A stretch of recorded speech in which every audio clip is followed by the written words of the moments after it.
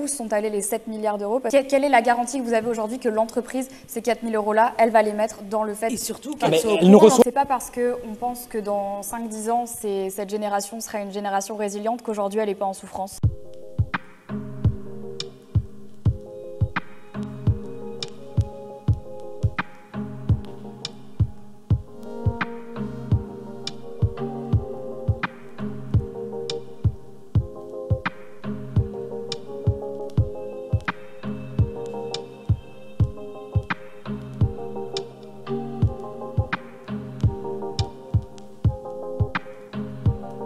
Parce que vous dites que ça ne nous intéresse pas forcément.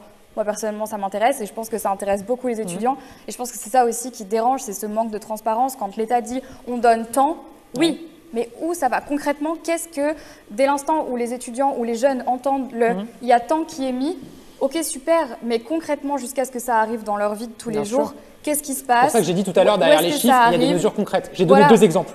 La mesure sur l'apprentissage. Oui, mais alors ça, encore une fois, l'apprentissage. Aujourd'hui, alors un jeune qui veut aller en alternance, en apprentissage, comment il fait? Alors à partir de 18 h, tu peux plus aller travailler, tu peux plus sortir. Alors oui, il y a toujours. C'est pas vrai ça. Oui, c'est pas vrai. Aujourd'hui, si tu dois travailler après 18 h, tu peux travailler après 18 h. Mais aujourd'hui, quelle entreprise concrètement a les moyens d'employer des jeunes? Je suis chef d'entreprise. Aujourd'hui, je fais passer mes entretiens par Zoom. Ça me fait pas rigoler. Est-ce que j'aurai les moyens aujourd'hui? Mais c'est justement pour ça qu'on a mis en place cette aide. Mais on ne sait pas où va. C'est très franchement.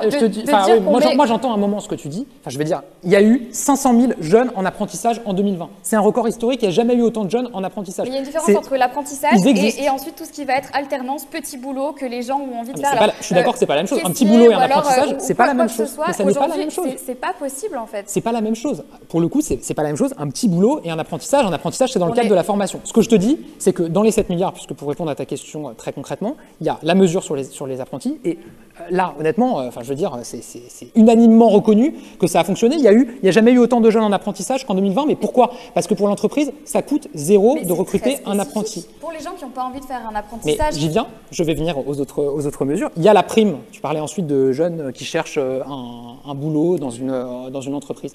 4 000 € pour l'entreprise qui recrute un jeune. Et qu'est-ce qu'elle en fait, l'entreprise? Quelle est la garantie que vous avez aujourd'hui que l'entreprise, ces 4 000 € là, elle va les mettre dans le fait? Et surtout elle ne reçoit. Mais ça, c'est un autre sujet. L'entreprise, elle ne reçoit les 4 000 € que si elle recrute le jeune. Oui, mais alors, évidemment. On ne verse pas 4 000 € à toutes les entreprises en leur disant on espère que vous allez recruter un jeune. Il y a beaucoup de jeunes qui ne mettent pas de mots sur ce qu'ils vivent. Et qui ne mettent... Simplement parce qu'ils n'ont pas la maturité pour le faire, premièrement, pour beaucoup. Et deuxièmement, parce qu'ils n'ont pas tous l'accès. Aujourd'hui, je sais qu'il y a donc ces fameux chèques pour aller voir un psychologue, soit, mais ce n'est pas encore accessible auprès de tout le monde. Pas, moi, j'entends toutes les démarches du gouvernement que vous essayez de mettre en place et c'est tout à fait louable parce qu'il faut que des choses soient mises en place.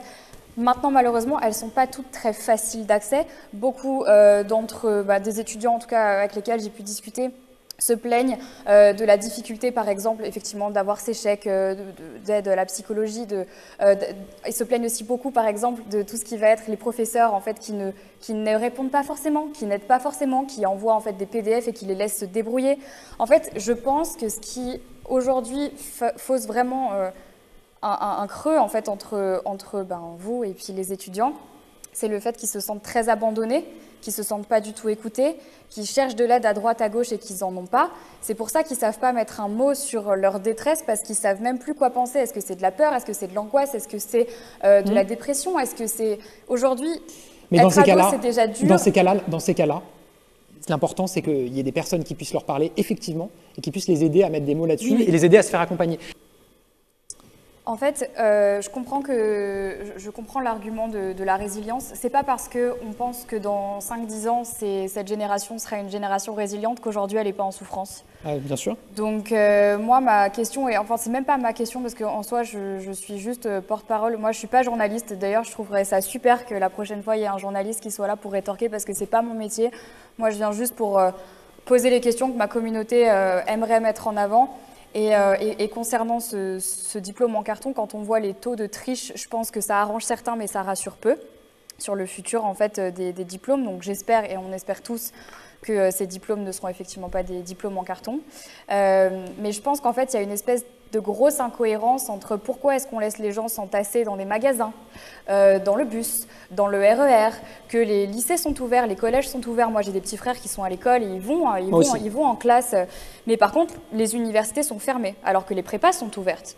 En fait, pourquoi est-ce que les facs sont fermées? Moi, je pense qu'il faut arrêter de croire que les étudiants ne sont pas des gens responsables, ne vont pas se protéger. Personne n'a envie d'attraper la Covid aujourd'hui. Donc moi, demain, je me dis, on ouvre les facs, on ouvre les universités. Et je pense que beaucoup seraient d'accord avec moi, tout le monde serait heureux de pouvoir retourner en cours, ne serait-ce que pour avoir un présentiel, d'avoir une vie sociale, de pouvoir avoir aussi l'éloquence du professeur qui je trouve, qui nous apprend mieux quand on est avec lui. Bien sûr. Déjà, merci de nous avoir tous invités, le format est vraiment chouette, ça donne la parole à tout le monde, c'est vraiment cool. La prochaine fois, inviter un journaliste, un étudiant, quand on parle d'un sujet, autant qu'il y ait un étudiant qui soit concerné. Et surtout, merci d'avoir juste libéré la parole. On n'était pas payé pour faire ça, je tiens quand même à le dire parce que je l'ai vu dans le chat. On a fait ça parce qu'on a des communautés et on aimerait plus éduquer les gens et je trouve ça super chouette d'avoir pu le faire, d'avoir pu libérer la parole.